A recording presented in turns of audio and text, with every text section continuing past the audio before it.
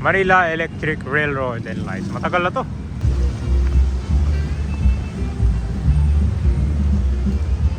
Patok na pasyalan na naman dito sa Intramuros, Manila. Itong Plaza and the Circle pala, dito yan sa Historic Traffic Circle and Landmark, dito sa boundary ng Intramuros and Port area ng Manila. Ito ay bagong repaint na rehabilitate ito. Panahon pa ni Mayor Isko Moreno to nung unang term niya. Yung rehabilitation dito, ito yung pagtanggal ng mga graffiti, pag-repaint itong monument at mga surrounding areas para ma-improve itong appearance and infrastructure niya. Dati ang dugyot nitong tignan bago pagkaupo ni Yorme, kaya kasama to sa na-rehabilitate niya. So ang aim nito para ma-revive itong historic circle. Mas magiging maganda, mas attractive siya sa mga tao na dadaan dito. Sobrang busy dito sa Anda Circle kasi dito dumadaan yung mga 10-wheeler trucks papunta sa port area ng Manila. Tapos dito naman sa Intramuros sa may Plaza Roma, ito na po ang Paskuhan ngayon sa mga naghahanap dyan ng dagdag pasyalan ngayon, ngayong Christmas.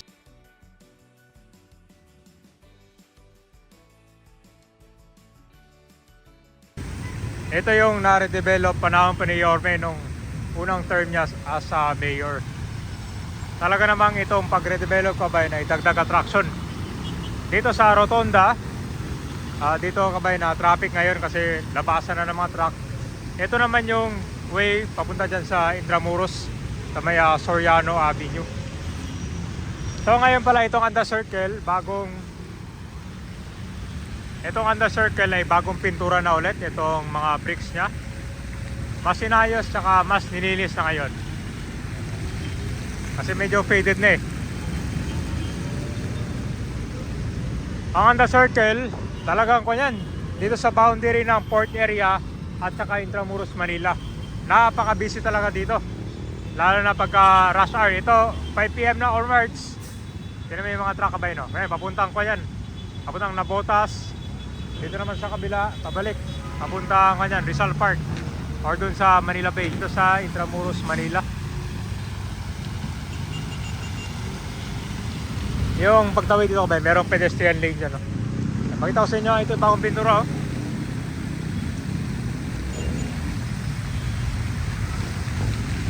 Ganda na tingnan, no? Medyo inabuta lang tayo dito ng dilim. Kasi galing pa tayo sa Arten, Manila kanina. Yan, meron na rin ko dito police outpost, oh.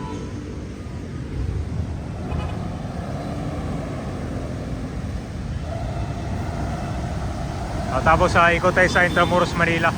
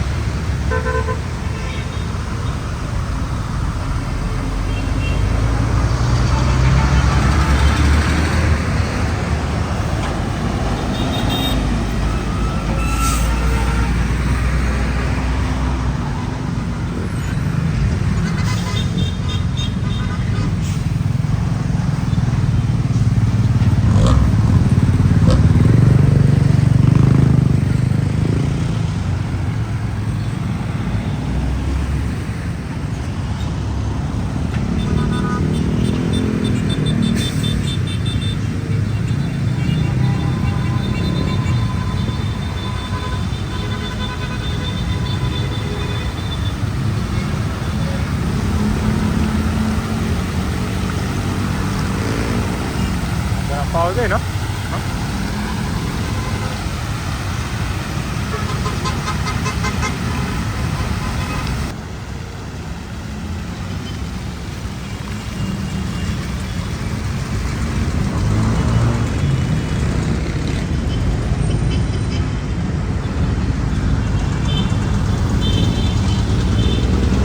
Ito guys, sa Plaza Roma. Ito po yung General Luna Street. Ito na yung ginawang pedestrian friendly walkway. Ang gandang tingnan, di ba? Kapag mga tao lang maglalakad dito, walang mga sasakyan. May mga food bazaar na rin dito. Ay, maganda, oh. Ito, halo-halo, food pati non-food ang binibenta nila.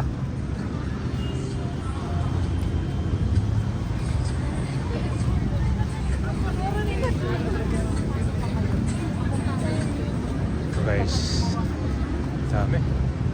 Ito na sa Plaza Roma. meron. Punong-puno na nga yung mga tao dito. Ito yung Plaza Roma, oh. Nandito pala yung Tram Via, oh.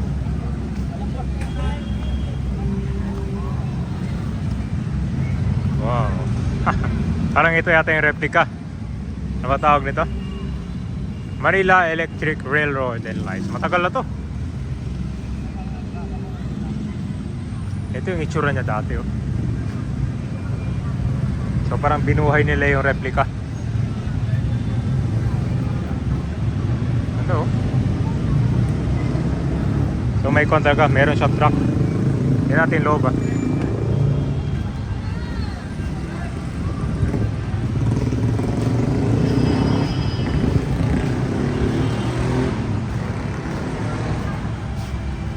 Manila map of the 1905 showing the Meralco Rail Line.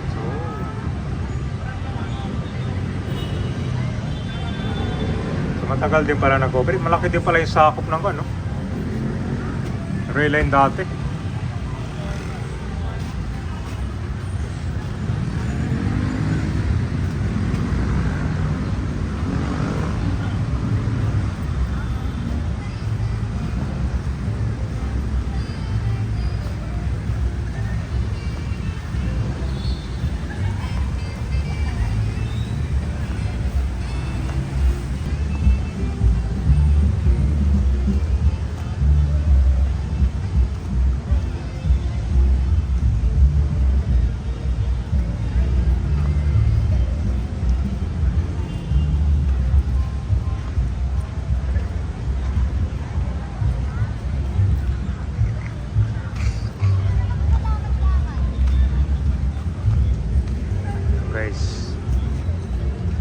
Ito yung Manila Cathedral. Ang ganda pala dito gabi, oh.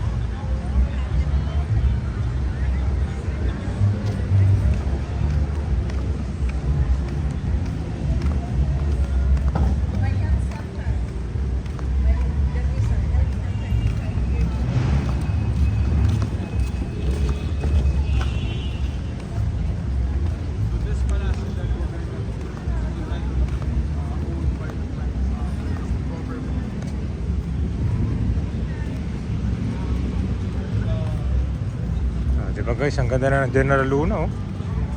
Mas maluwag siyang tingnan, tapos maganda rin kasi puro mga tao lang maglalakad dito, no?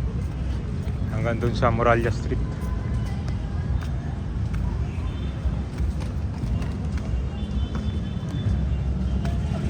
Ganda, parang pavement bricks siya, hindi ko anong tawag ito, pero basta pa siya kulay pula. Maganda ito magdala ng bike or yung electric scooter. Kasi kung ikutin nyo kabay, medyo malayo at saka malaki pag ikutin mo Intramuros.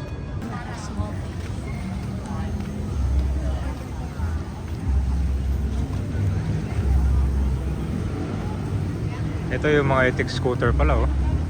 Ganda guys. Kung gusto nyo, meron yatang details doon, parang QR code ang kailangan nyo sa kanya. Meron din bike.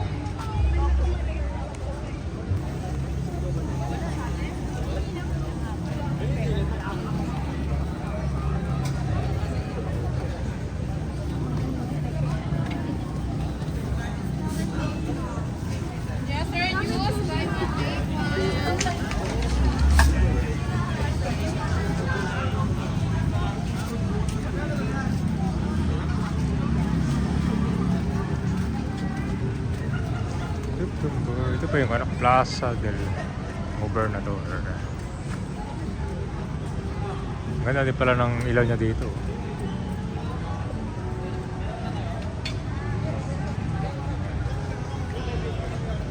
Yeah guys, pasyal lang dito after dun sa Anda Circle. Sobrang ganda nandito. Tapos kung gusto niyo pa ng view ng Pasig River, lakad na kayo dito papuntang Esplanade.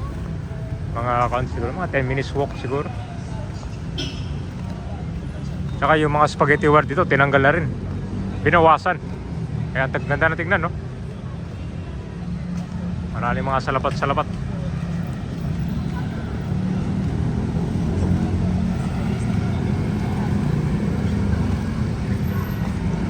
Meron din kung dito, pag gusto nyo i-tour itong Intramuros, merong tour package. Pwede kayong mag-e-trike, padjak, or itong mga kalesa.